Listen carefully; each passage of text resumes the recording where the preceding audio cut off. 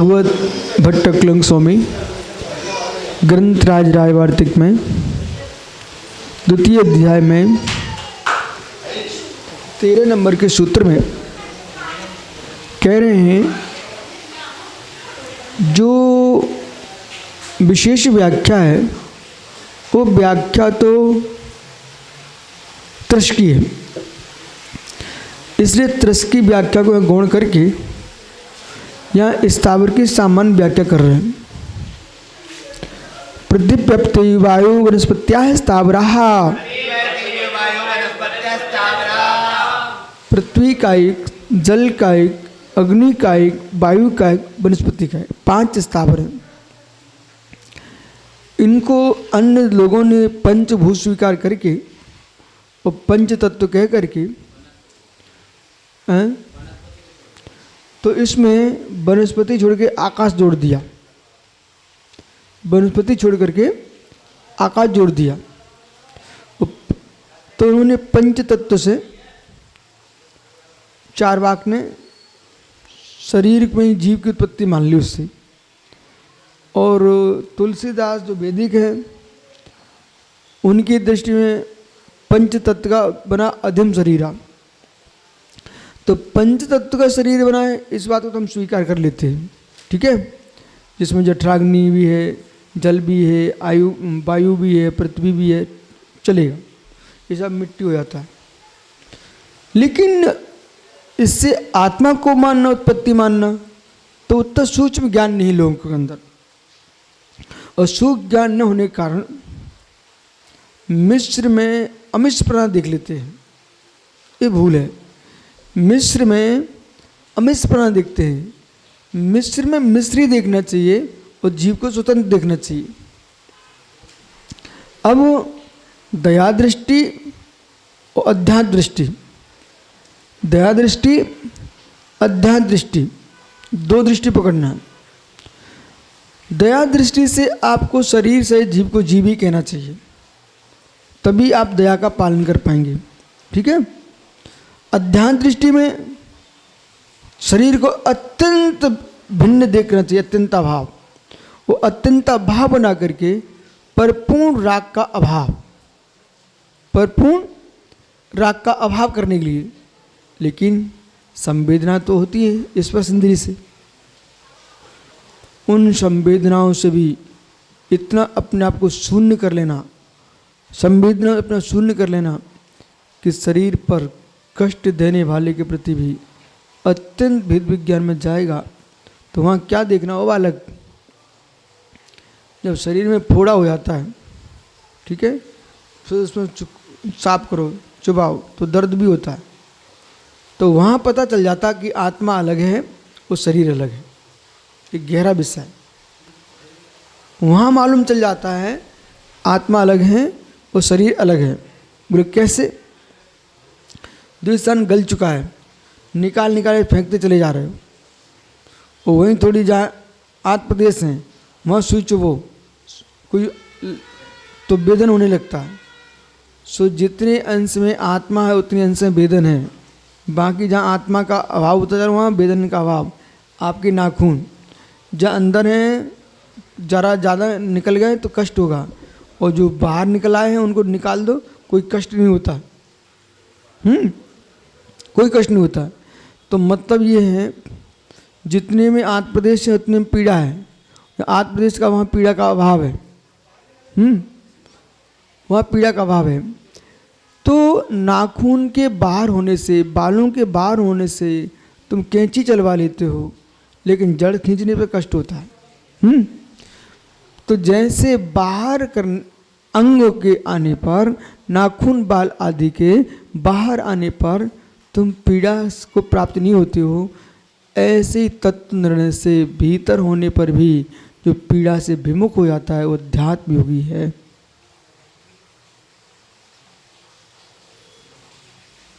शरीर के अंदर तो बहुत कुछ है, वो बाहर निकलता है, लघु शंका, शौच, शुक्र, मुक्त आदि सब बाहर निकलते हैं। जब बाहर निकलते हैं तो उसमें तुमको पीड़ा नहीं होती है, समझ रहे कि नहीं।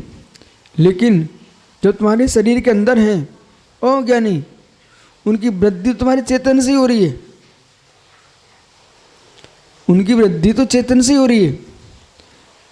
क्या शरीर के अंदर जो रक्त है उसमें 8 प्रदेश नहीं है?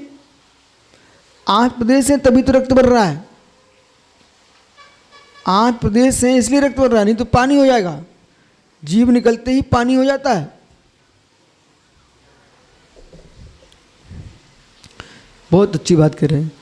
दोनों दृष्टि समझना, और दोनों को समझ करके इतना समीकरण बिठाना अपनी प्रज्ञा में, हम सबके साथ रह रहे हैं घुल मिल करके, अपने प्रभुत्व सत्ता का नाश किए बिना सबसे मिलके रह लेना, अपनी प्रभुत्व सत्ता का नाश किए बिना सबके साथ घुल मिल के रह रहना, ये प्रज्ञावानों की पहचान है। हम महान हैं, तुम हीन हो, तुम दीन न हो जाओ अपने आप में, इसलिए हम तुम्हारा साथ देते हैं। पर हम दीन न हो जाएं इसलिए हम तुम्हारा साथ नहीं देते। बोलो कुछ।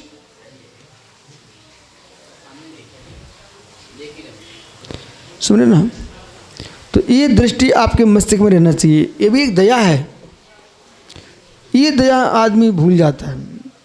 चींटी न मर जाए, ये तुम्हारे पास बहुत दया है, पर हम जो कथन कर रहे हैं उससे कोई हृदय विदीर्ण तो नहीं हो रहा, हमारी किसी प्रवृत्ति से उसके प्रति अश्रद्धांत तो नहीं बढ़ रहा किसी का। ये बहुत गहरी दया है। सम्यक दर्शन के 8 अंग बहुत गहरे हैं। सम्यक दर्शन के 8 अंग बहुत गहरे, बहुत गहरे।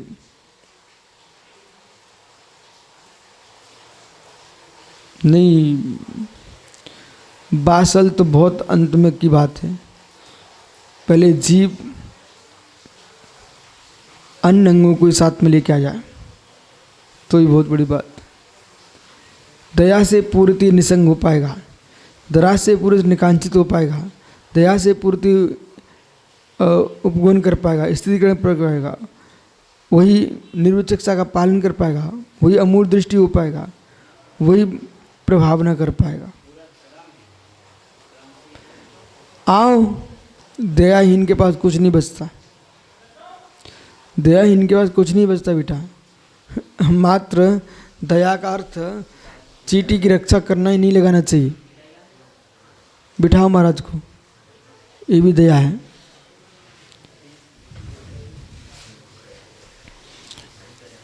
समझ रहे ना? उच्च स्थान पर बैठे हो, कोई जीव आया, उसका तुमने सम्मान कर दिया, उसकी आत्मा प्रफुल्लित हो गई, ठीक है। किसी को देख करके ही सम्मान हो जाता है।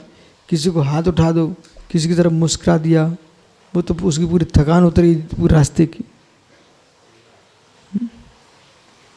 और काला नाग बैठा था, तुम बड़े सुंदर स्वच्छ चले जा रहे थे, उसने बामी से देखा कोई आदमी आ रहा है और दूसरी फुंकार मार दिया, उसका पूरी शक्ति छीन ली।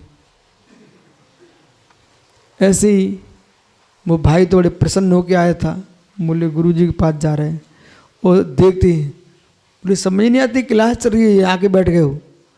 बेचारे तो प्राण निकल गए, बोले हम तो यहाँ बड़ी भक्ति से आए थे। अब उसको शांति नहीं मिलेगी, दिन भर शांति नहीं मिलेगी, जब तक 2-4 रातें सो नहीं लेगा तब तक कुछ ठंडा नहीं हो पाएगा। तो ये सब विद्या, ये भी सब न्याय है, ठीक है। तो पृथ्वी का एक, जल का एक, तेज का एक, वायु का एक, वनस्पति, ये 5 स्थावर हैं। नाम कर्मोदया निमित्ता पृथ्व्यादय संज्ञा।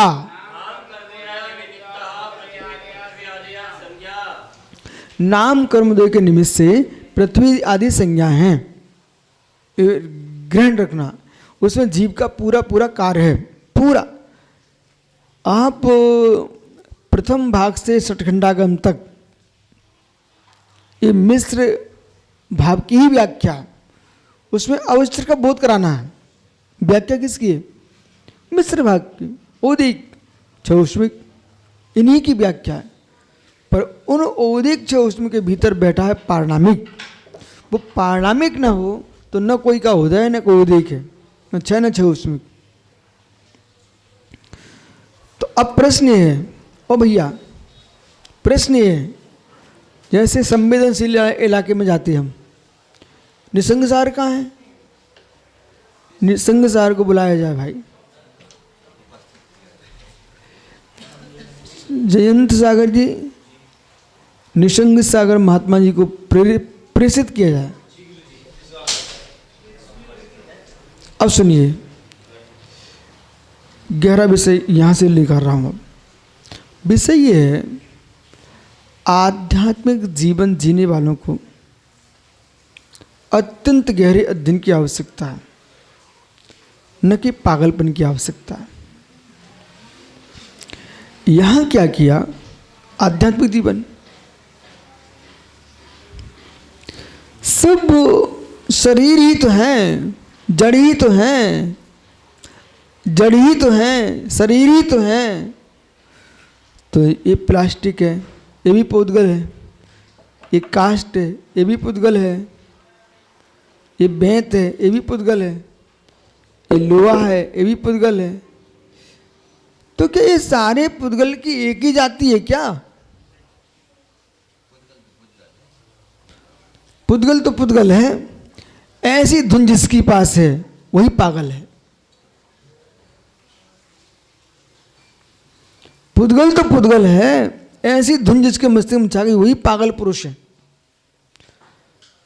आपको वहां पर भेद करना चाहिए, वहां भेद करना चाहिए। भेद क्या करना है? धातुपेक्षा, धातुपेक्षा, दो धातु बोली, ठीक है। चेतन धातुपेक्षा, अचेतन धातु में अचेतन धातुपेक्षा। यहां जब तुम पुद्गल कहते हो तो सोने को, चांदी को, लोहे को एक समान क्यों नहीं गिनते हो? गिनो ना, सोना चांदी को एक साथ गिनो ना, लोहा को, तांबे को। पुद्गल है ना, तो बस अब शांत रहो। गुणवत्ता क्यों नहीं है? आइए उत्तर दो जल्दी जल्दी। गुणवत्ता क्यों नहीं है? पुद्गल नहीं है क्या? इसलिए पुद्गल होने मात्र से काम नहीं चलेगा। पुद्गल की अपने निज धर्म है, इसलिए अन्योन्य भाव को प्रेरित करिए। यहाँ पर वो अन्योन्य भाव ला करके पुद्गल की पर्याय में अन्योन्य भाव दिखाना पड़ेगा। और फिर ये पुद्गल का अन्योन्य भाव है कि जीव का अन्योन्य अत्यंत भाव भी काम कर रहा है। देखो मैं आपको कहाँ कहाँ उलझा रहा हूँ, आप सुलझो। मैंने इनसे प्रश्न किया, ओ भाई बिल्कुल नहीं देखने उधर, ये पुद्गल के अन्योन्य भाव से काम करना है कि कोई जीव का सहयोग है इसमें? घूमो तुम तो संवेदनशील इलाका। आप विषय को पकड़िए, मैं क्या हो रहा हूं। ये जो बेंत है, लकड़ी है, तो ये लकड़ी अपने नियोग से उत्पन्न हुई कि इसमें जीव है? अब मैं स्पष्ट कर रहा हूं, कोई भी धातु, चेतन धातु शून्य वृद्धिमान होती नहीं। बोलो, ये मान भी नहीं होती।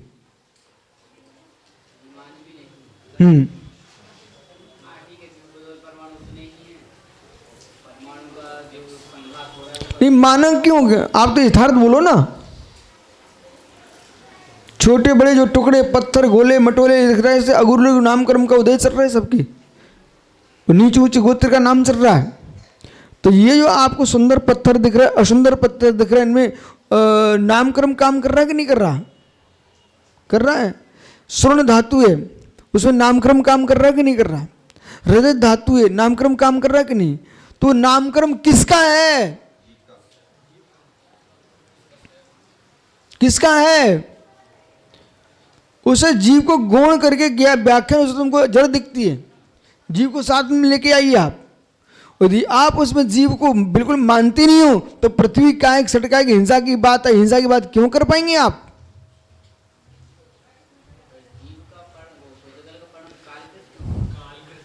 हाँ, बहुत अच्छा प्रश्न है आपका। ये प्रश्न नहीं कर पाओगे और कुछ नहीं कर पाओगे। प्रश्न नहीं कर पाओगे, कुछ नहीं कर पाओगे। पुणे से कह रहा हूं, प्रश्न नहीं कर पाओगे, कुछ नहीं कर पाओगे। प्रश्न नहीं कर पाएंगे, कुछ नहीं कर पाएंगे आप। प्रश्न नहीं कर पाएंगे, कुछ कर नहीं पाएंगे आप।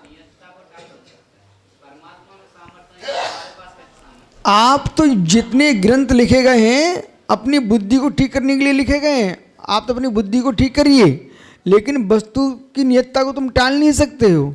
अब प्रश्न करिए क्या कर रहे हो? प्रसन्न था कि प्रश्न था? अच्छा, प्रश्न है आपकी, जिज्ञासा है, करिए। बहुत बढ़िया।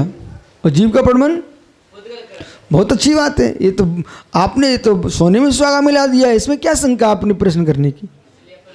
अब आपको निर्णय करना चाहिए। सुनिए पुनः, आहा, बहुत पंडिताई पूर्वक आपने प्रश्न किया है, पर बीच में पंडिताई छूट गई थोड़ी सी। इधर देखो, जो पुद्गल का प्रणमन चल रहा है, ये तो आप मानते हो ना, जीव पुद्गल स्वभाव व्यवहार रूप प्रणमन होता है। बहुत बढ़िया। तो स्वभाव रूप जो प्रणमन करता है, तो वो दो प्रकार से करता है, एक विभाव का अभाव करके और एक स्वभाव में हो करके। बिल्कुल गलत नहीं मानना आप इसे। आगे चलिए। आप, ये बड़ा सौभाग्य होगा हम लोगों का, आप यहाँ सुधी श्रोता आके बैठेंगे, बहुत अच्छा करके आप। अब बेटे देख, आमंत्रण दिया कि निमंत्रण? श्राद्धार्थम निमंत्रणम, आमंत्रण। हर पत्र मतलब क्या करिए, निमंत्रण। निमंत्रण पत्र वहां जाता है जहां किसी की तेरही होती है, वो अच्छे काम मिलने के लिए आमंत्रण पत्र जाता है। ठीक है, आइए। तो भैया क्या है, जीव का भ्रमण पुद्गलकृत, कर्मकृत, और पुद्गल का भ्रमण कालकृत। ठीक है, लेकिन जो आपका शरीर है, ठीक है, पुद्गल है, इस पुद्गल पिंड में जीव का निमित्त है कि नहीं? बहुत अच्छी बात है। और आपके जीव में पुद्गल का निमित्त है कि नहीं? पुद्गल का निमित्त है कि नहीं? इन दोनों का परस्पर में संयोग है, तभी तो आप मनुष्य हो। शरीर वांग मन प्राण पुद्गल नाम। अब प्रश्न ये है, आप शरीर है, तुम्हारे अच्छा खाने से मोटा हो जाता है, और शुष्क खाने को मिलेगा तो दुबला पतला हो जाता है। जितनी मेहनत का उतना खाना मिलना चाहिए आपको, स्वीकार है? तो नौ कर्म के निमित्त से बुद्धि शरीर दोनों में विकास होता है। तो जो वो नौ कर्म है वो पुद्गल है। ठीक है, तो जो रोटी आदि जो पुद्गल है, पुद्गल से पुद्गल की वृद्धि हो रही है, हो रही कि नहीं हो रही है? चलिए, वो पुद्गल की वृद्धि हो कि जीव के वीरंतरा क्रम का क्षेत्रम की भी वृद्धि हो रही है? दोनों को हो रही है। तो कितना गहरा समझना पड़ेगा बेटा, ये सार इतना है, छोटे मोटे लोगों को जन दर्शन पढ़ाना ही नहीं चाहिए। अभी रुकिए, ए संवेदनशील इलाका, इधर देखो बेटा, बुरा नहीं मानना है। तो मैं ये क्यों कह रहा हूँ, छोटे मोटे लोगों को जैन दर्शन पढ़ाने नहीं चाहिए। तो पढ़ाओ तो पूरा पढ़ाइए, बे यही लेके बढ़िया। अब ये इतनी बात खुलासा कौन कर रहा है? मैं पुनः कह रहा हूँ, जीव से जीव की वृद्धि होती है, अजीव से भी जीव की वृद्धि होती है। अब जीव से जीव की वृद्धि आप बनवा रहे हो तो आप सदोष हो जाओगे। सदोषपना ऐसे नहीं आता है। जब आप हरी धनिया खा रहे हो उदाहरण के रूप में, तो उसे तुम जीव मानते। जीव तो कोई खा ही नहीं सकता, मांस खाने वाले भी जीव नहीं खाता। अब ये व्याख्या हम करेंगे आपके सामने, वो कोई पागल आदमी फंस गया तो उल्टा कर देगा, लेकिन व्याख्या सही कर रहा हूं मैं। मांस खाने वाला जीव नहीं खाता, और न कोई खा सकता है। जीव को खाने की योग्यता किसी में है ही नहीं, जीव में नहीं है।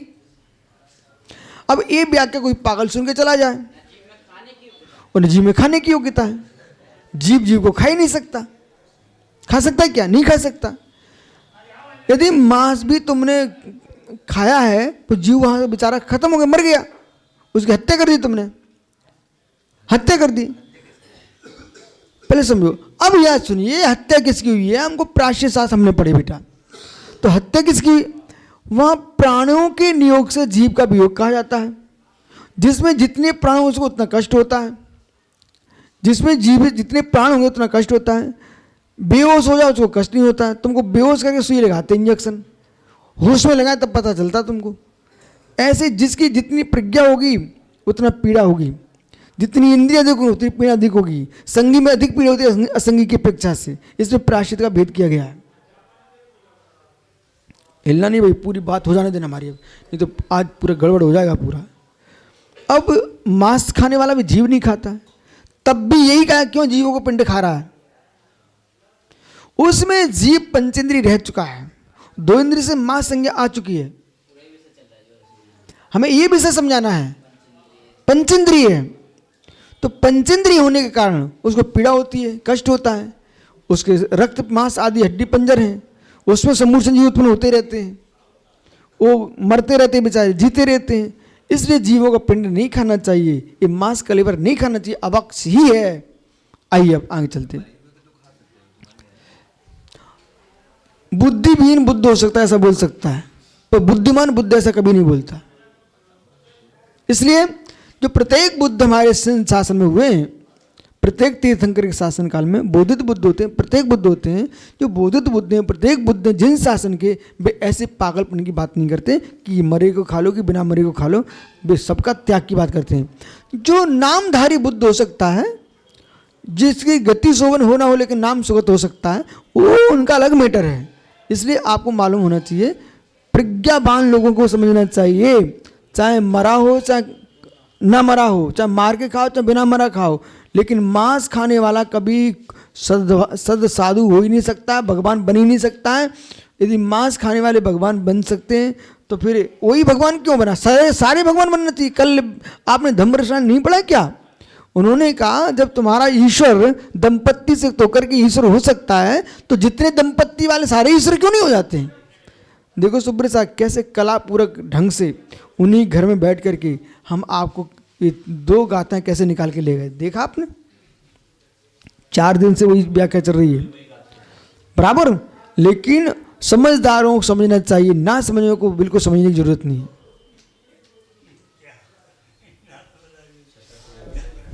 हाँ आओ। तो पुद्गलकृत कर्मकृत भ्रमण है। संसार अपेक्षा असमान जाति पर्याय के भ्रमण की दृष्टि से जीव का कर्मकृत भ्रमण कहा गया है, लेकिन यथार्थ में स्वकी क्रियावती शक्ति से भ्रमण करता है। अब इसमें कितने निमित्त लेके आएंगे? पुद्गलकृत भ्रमण, क्रियावती शक्ति का भ्रमण, धर्म आस्तिकाय के नियोग से भ्रमण कर रहा है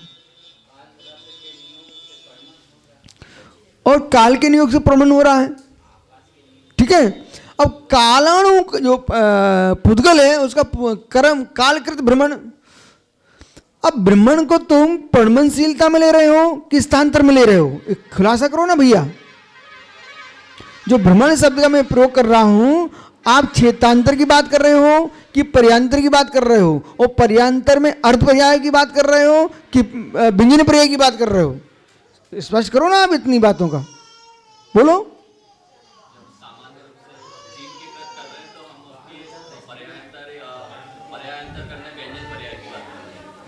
तो फिर बीच में क्यों लेके आए काल पुद्गल कर, पुद्गल का भ्रमण काल कर तो जीव का कर्म कर?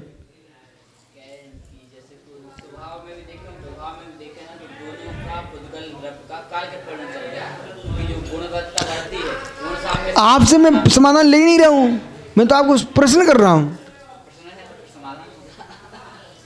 इसलिए बालक प्रत्येक द्रव्य का जो परमाणु प्रमाण है वो काल का नियोग है। प्रत्येक द्रव्य का, चाहे मिश्र में हो चाहे अमिश्र में हो, ठीक है, काल काल काल को लेके आइए। प्रत्येक द्रव्य का परमन चाहे स्वभाव में चाहे विभाव में हो, अपने ही काल में हो रहा है। अर्थ पर्याय का परमन चल रहा है। ठीक है। इसलिए स्वीकार कर लीजिए, प्रत्येक द्रव्य का परमन अपनी योग्यता के साथ होने पर भी निमित्तिक दृष्टि से आप का परमाणु पुद्गल को कालकृत में रखा है और जीव को कर्मकृत में। तो जीव को कर्मकृत जो रखा है वो अशुद्ध जीव के लिए रखा गया, न कि शुद्ध जीव के लिए रखा गया है। ठीक है। और पुद्गल में काल का जो प्रमाण है वो शुद्ध अशुद्ध दोनों के लिए है। चलो इतने प्रश्न, इतना खुलासा तो अब भाई समझ में आ रहा है कि नहीं आ रहा है? मित्र आपको ही समझा रहा हूं मैं, कहीं ऐसा मत कह बैठना हमने क्या बोला जीव को कोई खा ही नहीं सकता, तो वहाँ जीव नहीं खाया जाता है, पुद्गल पिंडी खाते हैं। लेकिन हमें ये देखना पड़े कौन सा पुद्गल पिंड है, और सभी पुद्गल कर दिए बेटा तो तरबूज खाने वाले और खरबूज खाने वाले दोनों एक हो जाएंगे। तरबूज तो देखने नहीं चाहिए साधुओं को, खाना तो बहुत दूर की बात है। सही बात है, आया तो गप कर जाते लोग, इसलिए तरबूज नहीं खाना चाहिए कोई भी साधु को। आइए, हमने बहुत अच्छा कराया है, ब्रह्मचर्य अवस्था में करिए, कर दिया, नहीं तो अभी खाते मिलते। आइए, ऐसा थालियों में सजा दिखता है क्या बताएं। आइए मित्र, अब तरबूज खरबूज दोनों परमाणु हैं, दोनों पुद्गल हैं, लेकिन दोनों में स्वाद एक है क्या? भक्षा वच्छ का विवेक कैसे रखेंगे? मैं क्यों समझा रहा हूँ, उसे मूल को समय बाद में मिलते बाकी बातें। तो हाँ, अष्टपौरुष के अनुसार अवक्ष है 100%। अष्टपौरुष के अनुसार तरबूज अवक्ष है 100%। आइए, अरे खरबूज खा सकते हो, तरबूज नहीं खाना चाहिए। बालक सुनो, अभी हम खाने पीने की बात नहीं, हम तो आपको ये समझा रहे हैं कि बोध होना चाहिए आपको, निर्णय होना चाहिए आपका कि पुद्गल कहने से काम नहीं चलेगा। एकत्वभूत पुद्गल नहीं होता, पुद्गल नानत्वभूत है। अब चलिए पुद्गल द्रव्य को लेके आइए, अब तो तुम्हारा काम बन जाएगा। अब पुद्गल द्रव्य को लेके, जो सुबह विभव सागर ने प्रश्न किया था, पुद्गल द्रव्य को लेके आइए। पुद्गल द्रव्य एक है पर पुद्गल की पर्याय एक नहीं है, और अनुभूति द्रव्य की पर्याय अनुसार होती है। नोट करो अपनी डायरी पर, सुब्रत लिख देना, बहुत अच्छा विषय निकला है। द्रव्य की अनुभूति पर्याय जन्य ही होती है। बोल बालक, मुस्कुराओ मत। इसलिए अभी ठहरो, वो तुम दूसरे विषय में जा रहे हैं। अभी द्रव्य की अनुभूति पर्याय में ही होती है, और जैसी पर्याय होगी वैसा वेदन होगा, चाहे परिणामों से हो, अवस्था से हो। युवा है, युवा की जो तुमने शिशु अवस्था में कभी सोचा ही नहीं था ये भाव आएंगे, बिना बुलाए आ गए, नहीं आ गए। चिंता मत करो, बूढ़े हो अपने आप भोजन तुम्हारा बदल जाएगा, और नहीं बदलोगे तो जल्दी बूढ़े हो जाओगे, काल के गाल में जल्दी चले जाओगे। वृद्धों का भोजन, युवाओं का भोजन, शिशु का भोजन, बच्चे का भोजन में अंतर होता है, वो होनी चाहिए। वो यदि महाराज जी, वृद्ध महाराज जी दलिया और दाल खाएं तो खिलाने वालों को भी अच्छा लगेगा। अरे दाल बाटी चूरमा और मावा मिष्ठान खाएं तो देने वाला देगा तो, पर ये सोचेगा, उसके मन में एक बार जरूर आता है कितनी ताकत है महाराज में। वो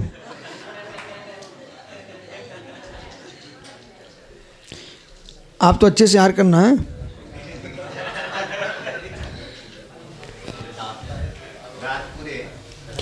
अरे बालों के रंग को देख करके वृद्ध मत मानो, दांतों को देख करके बूढ़ा मत मानो, ठीक है? वस्तु स्वभाव पहचानो। जिसकी आयु अधिक होगी, जिसकी आयु अधिक होगी उसको बुढ़ापा भी बहुत देर में आता है। अभी उनको बुढ़ापा आया नहीं है। आओ, कहाँ पहुंच गए?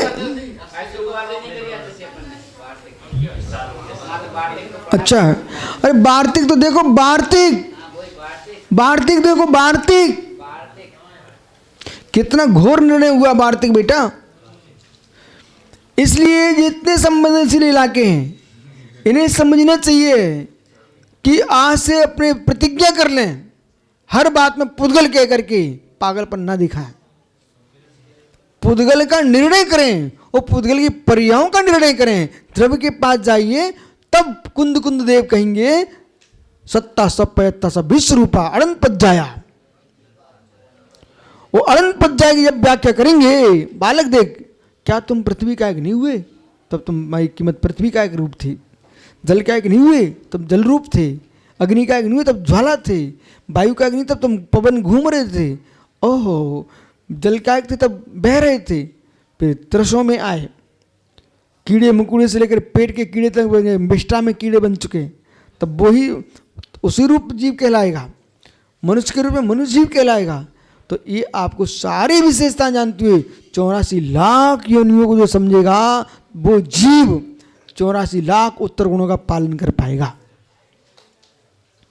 और जब तक 84 लाख योनियां नहीं समझ रहा है, 84 लाख उत्तर गुण जब तक नहीं आ रहे हैं, तब तक मोक्ष की बातें करो, मोक्ष नहीं मिलता।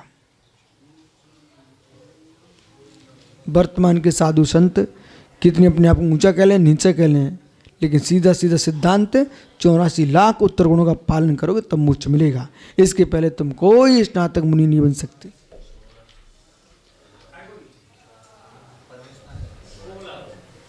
हाँ भाई, मौन से बातें करना, बिल्कुल बातें नहीं करना, पाप पड़ जाएगा नहीं तो। डोडे जी काम सौंपा है। नाम करो निमित्ता। बालक समझ में आ रहा कि नहीं? पागलपन तो नहीं करोगे ना आप? चलो, नाम करो निमित्ता पृथ्वी आदि संज्ञा। तुमसे ज़्यादा तो ये है, बेचारों को चैन नहीं पड़ती, हर जगह बोलनी है उसको। स्थावर नामक्रम भेदा, स्थावर नामक्रम के भेद हैं। पृथ्वी तो जिसमें जीव है वो पुद्गल उसमें उसी जीव रूप कहलाएगा। पुद्गल को शरीर बनाए हैं, जीव पुद्गल नहीं है। लेकिन अब कष्ट कैसा, कष्ट कैसा? रवि, इस अपने दुपट्टे में अपना हाथ डालना जरा, कपड़े से ढक ले हाथ, अच्छे से ढको। संजय सागर जी, एक कपड़े से इनका हाथ दबा देना, कपड़े सहित अच्छा मस्त दबा, वेदन होना चाहिए। क्या हो रहा है? वो तो कपड़े को छू रहा है। आओ महाराज जी पधारे। तो हमने कहा रवि स्थिरता, हाथ कपड़े से ढको, जल्दी ढको, संजन साहब दबाओ। अब इन्होंने आपको तो नहीं छुआ, क्या छुआ? कपड़ा, लेकिन संवेदना आपको हो रही।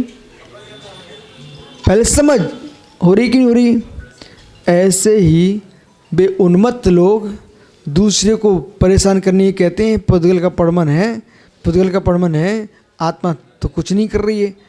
अरे मित्र, जैसे कपड़े को छूने पर भी तुमको शरीर की वेदना हुई है, ऐसे शरीर में जो आत्मा है वो संवेदनशील है। इसलिए तुम शरीर को कष्ट दोगे, आत्मा को कष्ट होता है, इसलिए हिंसा लगती है। और उपचरित असद्भुत व्यवहार से ही अहिंसा महाव्रत का पालन होता है। व्यवहार द्रव अहिंसा, द्रव अहिंसा का पालन उपचरित असद्भुत व्यवहार का विषय है। और भाव अहिंसा जो है ना, वो अशुद्ध निश्चय का विषय है। और रागादिक भाव हिंसा, यस्मात् कसा हन्यति आत्मनात्मनम, यस्मात् कसा हन्यति आत्मनात्मनम, कसाय बसंगदो असंजदो होदी, कसाय के बस होता है, संजित होता है, वो कसाई हिंसा है। तो भाव हिंसा किस नए का विषय बनेगा? अशुद्ध निश्चय से भाव हिंसा होती है, अशुद्ध निश्चय से, अशुद्ध निश्चय से भाव हिंसा होती है। ठीक है, निश्चय का विषय बनता है। इसलिए आपको पुद्गल कह करके धर्म का रुंधन कर देना ये कोई मुमुक्षु का धर्म नहीं है, पागलों की बातें हैं। जो मुमुक्षु सच्चा होगा वो एक एक नए को समझता है। कसाय पाहुड़कर्ता ने, कसाय पाहुड़कर्ता ने प्रत्येक व्याख्या को 7 नयों से घटित किया बेटा। कभी आएगा अवसर, पढ़ाऊंगा मैं आपको कसाय पाहुड़, पर उतना धीरे रखना पड़ेगा कि दीक्षा के बाद कितना टिकते मेरे पास। भाई मैं पढ़ाने को तैयार हूं, तुम रुकने को तैयार हो? बस सीधी बात है। पर मैं ईमानदारी से पढ़ाऊंगा पक्का 100%। और मुझे भरोसा है, विभव सार और भरोसा हमें भरोसा है कि जो प्रमेय विभव सार मेरे मस्तिष्क में आ रहे हैं वो मुझे दिख नहीं रहे कहीं। अंदर की बात बता रहा हूँ मैं आपको, कई ऐसे प्रमेय आ चुके हैं, ऐसे प्रमेय आ चुके हैं कि मुझे लगता है कि हो वाह आनंद आ रहा है। तो ये चाहे मैं पढ़ा दूंगा सब, परिचय मुख सूत्र से लेकर के अष्ट सहस्री तक। ठीक हो गए? स्थापन नाम करो दे पृथ्वी काद्या संति तद उभया निमित्त जीवेषु पृथ्वी आद्या। पृथ्वी कायादे संति, पृथ्वी का पाए जाते हैं।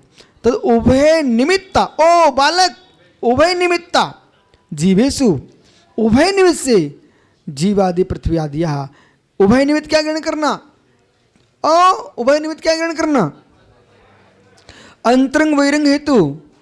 ठीक है, तो चेतन विधायी परिणाम उपयोगा, तो चेतन के अनुविधायी परिणाम है, उसमें अंतरंग हेतु बहिरंग हेतु दोनों ग्रहण करना है। द्रव्य चेत काल सब प्रभावित करता है। यूं क्यों कर रहा है बालक? हैं? अरे मैं कुछ पूछ रहा हूं, यूं क्यों कर रहा है बालक? वो आगम क्यों हंस रहा है? इसलिए बोला मैं यहां से इतनी दूर से बोल रहा हूं। तो आपको पुद्गल बरगड़ाएं, शब्द बरगड़ाएं प्रभावित कर रही कि नहीं कर रही है? बहुत बढ़िया। जब कर रही है ना तो बालक आगम को सुन करके प्रमुदित भाव आ रहा कि नहीं आ रहा? निर्जय हो रही है। ऐसे तुम्हारे आक्रोश शब्द सुन करके दूसरे की भाव हत्या हो जाती है, वो हिंसा भाव आता है। इसलिए मैं चुप रहता हूं। आप बोलते बोल क्यों नहीं रहे? चुप रहते, कोई की हिंसा ना हो जाए हमसे। विश्वास मानो, कुछ बोल जाए तो चुप रहने से हो रही है, वो उसका निजी विषय है, हम नहीं कर रहे, नहीं बोलने में निमित्त बन रहे हैं। अभिप्राय इनको समझा जाए, क्रिया है, अभिप्राय में अंतर होता है। वो मुमुक्षु भाई बैठा है बड़गांव का धसान, इनने जीवन भर मुमुक्षुओं के बीच में निकाला है, छुल्लक जी बन गए, बड़ी अच्छी बात है। बाबूलाल के साथ रहे, बे बाबूलाल नहीं, बे बाबूलाल। तुम्हें पता नहीं है, गिरार के पंडित थे एक बाबूलाल, गोल चश्मा वाले, शुद्ध मुमुक्षु। क्यों? क्या? विशेष साधन फल। आओ बालक, नहीं तो अनर्थ तुम लोगों के साथ वो हो जाएगा, कुछ पढ़ाया नहीं। संजय तब पृथ्वी संजय जानना चाहिए। प्रधानादि प्रगति निष्पन्नापि रूढ़िवसात प्रथम वर्तन्ते। देखो विभव सागर जी, जो व्युत्पत्ति अर्थ होते हैं ना, उन्हें पूर्ण सत्य नहीं मानना चाहिए ना। व्युत्पत्ति अर्थों को पूर्ण सत्य नहीं मानना चाहिए। बराबर पीठ ठोक दो, अपनी ठोक दो। प्रथनादि देखो हम भाई, हमारा अनुज पढ़ा लिखा है, वो शास्त्री है भैया, शास्त्री माना।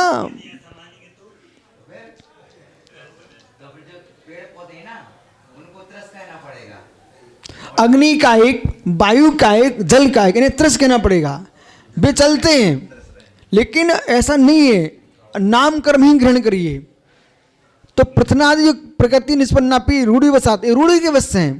प्रथन अपेक्षा वर्तन्ते, प्रधान अपेक्षा सिद्धांत का को ग्रहण करना चाहिए। ठीक है, ऐसा पृथ्वी आदि नाम आर्से, जो पृथ्वी आदि आर्स में यानी आगम में, आर्स ऋषि प्रणीत को आर्स कहते हैं। कातंत व्याकरण में बेटा आर्स की सिद्धि की गई है। आर्स, पंडित जी बोलो, जब पंडित जी कहें तो समझ जाया करो आप तो। हाँ, ऋषि प्रणीत आर्सम, आर्स की सिद्धि कर दो।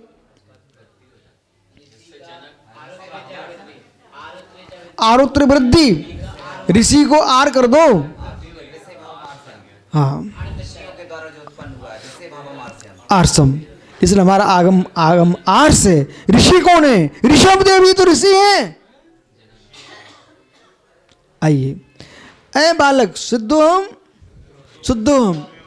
अब बेटा सुनो, बुरा नहीं माना, तुम्हारे गुरुजी बैठे ना, बुरा तो देखो लगती ही नहीं, अपनी बातें तो कोई बुरी नहीं लगती, आती नहीं। देख बालक, जब हम सामने आगम रखी है, हमें मालूम है कि ये सही है, तो कौन टिल्लू पिल्लू जैसे बोले हैं? आगम को शेर जैसे धाड़ के बोलो, वो बाकी बातें ऐसे हो जाओ, जिनमानी समझ शेर बन के आओ, बाकी शांत रहो जीवन में। तो लोग ये समझे कि शुद्धोम को जानते ही नहीं है। जब सामने आए प्रसंग फिर देखो शुद्धोम जानता कि नहीं, ऐसा जीवन जियो बेटा, ठीक है?